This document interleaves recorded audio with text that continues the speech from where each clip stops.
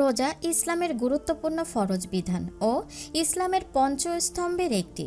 ইসলামে যতগুলো বিধান সাধারণত সব মুসলমানের উপর করা হয়েছে তার অন্যতম হলো রমজান মাসের ৩০ দিনের রোজা, অন্যটি হলো নামাজ। আসসালামু আলাইকুম, আবারও নতুন একটা ভিডিওতে আপনাদের সবাইকে স্বাগতম। আল্লাহ তাআলা সাধারণভাবে এই দুই বিধান ধনী গরিব সব শ্রেণীর মানুষের জন্য ফরজ করেছেন।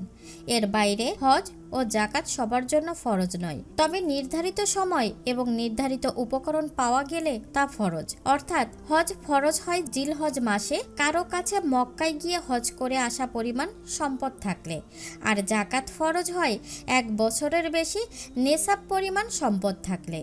তবে রোজা সুস্থ মস্তিষ্ক প্রাপ্তবয়স্ক নারী পুরুষ সবার জন্যই ফরজ। রোজা বিধান ইসলামের সূচনা থেকেই ফরজ করা হয়নি মুসলমানদের ওপর। প্রথম দিকে তা নফল হিসেবে পালন করা হতো। এরপর দ্বিতীয় হিজরিতে মুসলমানদের উপর হজ ফরজ করা হয় কোরআনের একটি আয়াত নাজিলের মাধ্যমে। সূরা বাকারার ১৮৩ নম্বর আয়াতে রোজা ফরজের বিধান নাজিল করা হয়েছে। এর আগে মদিনায় হিজরতের পরে মুসলমানরা দেখলেন ইহুদিরা আশুরায় রোজা পালন করতেন। এরপর মুসলিমগণ তাদের চেয়েও একদিন বেশি রোজা রাখা শুরু করে, কিন্তু এসবই ছিল ঐচ্ছিক, রাখার জন্য বাধ্যবাধকতা ছিল না। এরপর হিজরতের দ্বিতীয় বর্ষে অর্থাৎ নবুয়তের ১৫তম বছরে এসে রোজার বিধান অবতীর্ণ হয়। হে মুমিনগণ, তোমাদের জন্য রোজার বিধান দেওয়া হলো, যেমন বিধান তোমাদের পূর্ববর্তীগণকে দেওয়া হয়েছিল, যাতে করে তোমরা তাকওয়া বা আল্লাহ ভীরুতা অবলম্বন করতে পারো।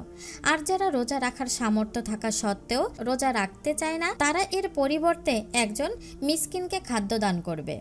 পরন্তু যে ব্যক্তি খুশির সঙ্গে সৎকর্ম করে তা তার জন্য কল্যাণকর হয়।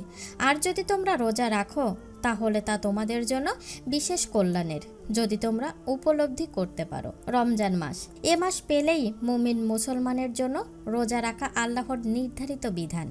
সুতরাং তোমাদের মধ্যে যারা এ মাস পাবে তারা যেন এ মাসে সিয়াম পালন করে, এবং কেউ অসুস্থ থাকলে কিংবা সফরে থাকলে অন্য সময় এ সংখ্যা পূরণ করবে। আল্লাহ তোমাদের জন্য যা সহজ তাই চান, এবং যা তোমাদের জন্য কষ্টকর তা চান না। এজন্য যে তোমাদের সংখ্যা পূর্ণ করবে এবং তোমাদের সৎপথে পরিচালিত করার কারণে তোমরা আল্লাহর মহিমা ঘোষণা করবে, এবং যাতে তোমরা কৃতজ্ঞতা প্রকাশ করতে পারো।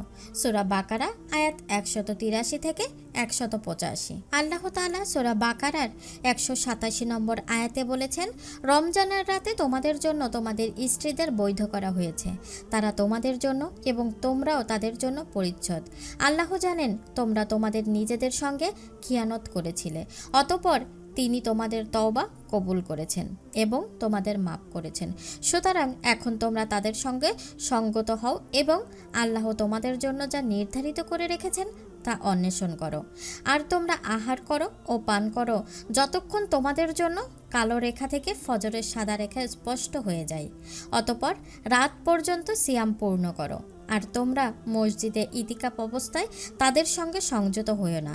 এগুলো আল্লাহর নির্ধারিত সীমা, সুতরাং এর নিকটবর্তী হইও না।